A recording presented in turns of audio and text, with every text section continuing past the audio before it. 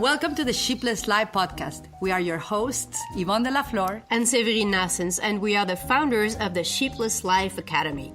Join us at sheeplesslife.com for a free and exclusive masterclass on sheepless living.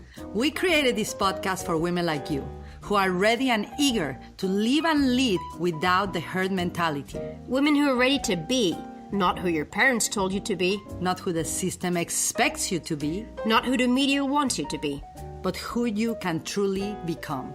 So relax, step out of the herd for a moment. Grab something to sip on and have a pencil at hand just in case you feel the urge to take some notes. Let's get the show on the road. Good morning, good afternoon, good evening, whatever the time it is, where and wherever and whenever you are plugging into this podcast number 25, the Sheepless Life Academy. This is Severine Nassens from Cancun, and on the other side of the microphones, we have the lovely Yvonne de la Flor. Yvonne, good morning. How are you? I am feeling full of gratitude like the moon. Full like the moon. I'm feeling abundantly full, appreciative.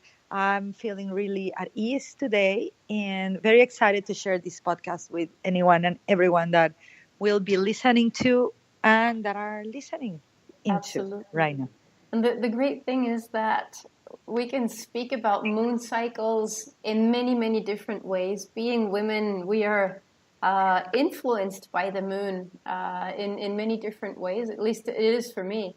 And something I want to share with everyone is that I have a romance with the moon ever since I was young. Because when I moved away from Belgium to Mexico, that's like a whole lot of distance from my family. One of my aunts, she said, well, you know, whenever you feel lonely, just sit down and look up at the moon. And you can talk to the moon, you can send messages to the moon. Because whenever you feel lonely, just look up and know that whoever you want to be with can see that same moon at the same time or a little bit later or has been watching that same moon, because that's the only entity that all human beings, wherever they are, we can see it. So it's a connection point for me to my loved ones. It's a connection point. It's like a communication route, so that I can. I love this, Seve. I can imagine you. You know, I just realized because we did a podcast in Spanish too, and we did a power imagery process, and you kind of have been doing the power imagery process through the whole of your life. Yes. Wow. Ain't that cool? And then you think you're doing something new, and then there comes Severine with like, wow. But I'm really surprised, because it's like you and I, like, even though we are in a spiritual path, right? In a path of self-realization, of self-responsibility. I am more like a naturalist, a natural law observant. I'm more into universal laws and all of that stuff. But we don't really are, you and I don't talk like, hey, what's the moon in right now? Is it in Gemini? Is it reverse? Is it backwards? Is it forward? But we respect it. But it's so beautiful to hear that we all are connected with nature. We all are connected to the moon. And it's just very amazing for me to hear your full moon romance story. And also being a diver, I know that the moon has a huge impact on the oceans. And it's just admirable how something apparently external has such an influence internally on human beings, on Mother Nature, on our planet, and on every living being that is here on this planet. So I love how you said apparently external, but we're not going to go there. No, that's for yet another talk. But today we're going to speak about, in general, cycles. When you try to force cycles, or you want to skip cycles, or you try to avoid them, what happens when you do that? Yes, well, we're going to talk about this because, you have the new moon and you have all the spiritual community or all the scuba divers or all the, whoever really pays attention to these kind of cycles. We love, especially in the spiritual community, self-labeled spiritual community, right? We like the new moon for new beginnings, and then we like the full moon for rituals. And in ancient traditions, these two were highly highlighted. But you can't have the new moon or the full moon without the process that it goes through in between. Exactly. And to want to skip that is trying to skip your life. You can be born and then, you know what, Seven, no one would like to be born and then immediately die. No. There's a You whole see? trip Do in you see the between. feeling? The new moon is the birth, and the full moon could be the process where you are living your life in fulfillment. Hopefully, a great legacy behind you and in front of you, because legacy is lived for the future generations. And but if you skip what is in between, you literally skip your life.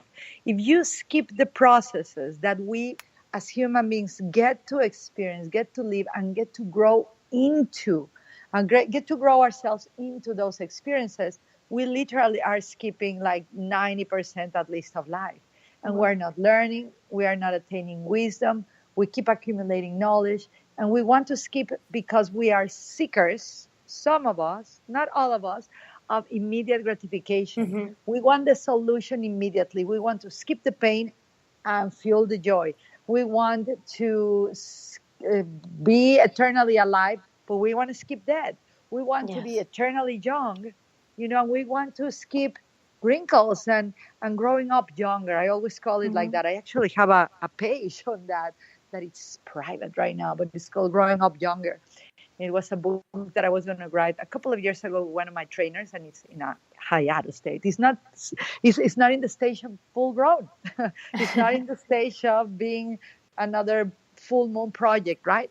But when you want to skip something and you want to arrive sooner to the winning line, if you want to skip the race, if you want to skip the marathon, you are kind of never going to become an athlete.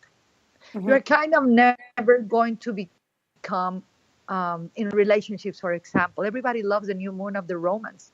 But when the challenges come, when the stages of adjustment comes, is when we want to skip, we want to quit, and we want to skip into the next new moon, skip into the next relationship, another sexual, intimate connection, another thing that can cover up the fact that I don't want to go through the processes of grief, of surrender, of getting to know who we are, getting the masks off. And we have one of those classes on the Shipless Life Academy, and embracing everything about life. What do you have to say about it? I think it's human nature to avoid pain. It is we seek fulfillment, and as you said, many of us, and I've been there, we look for instant gratification, instant fulfillment, but it's not true fulfillment. You can get successful fast, but it's not lasting. It'll go away. If you want to build an everlasting effect, you have to go through the entire process, and that's where the concept of embracing your darkness comes in. It's when you really learn to embrace the darkness, to embrace every single experience, because I've learned to understand that there's no bad experiences.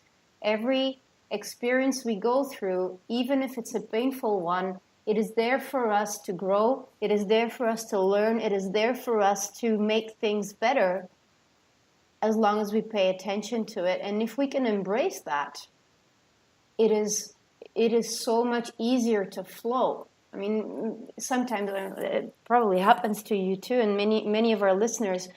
We come across as happy-going and easygoing, and everything's good and everything's fine, but we also have big challenges in our lives. And as we have come past our past challenges, as we've overcome them, our challenges become bigger and bigger and bigger. However, even though my challenges today may look a lot bigger and a lot tougher than the past ones, they don't feel as heavy as they used to, because I've learned to embrace that. I've learned to flow also with the dark side. I've learned to flow with the quote unquote bad things that happen to me.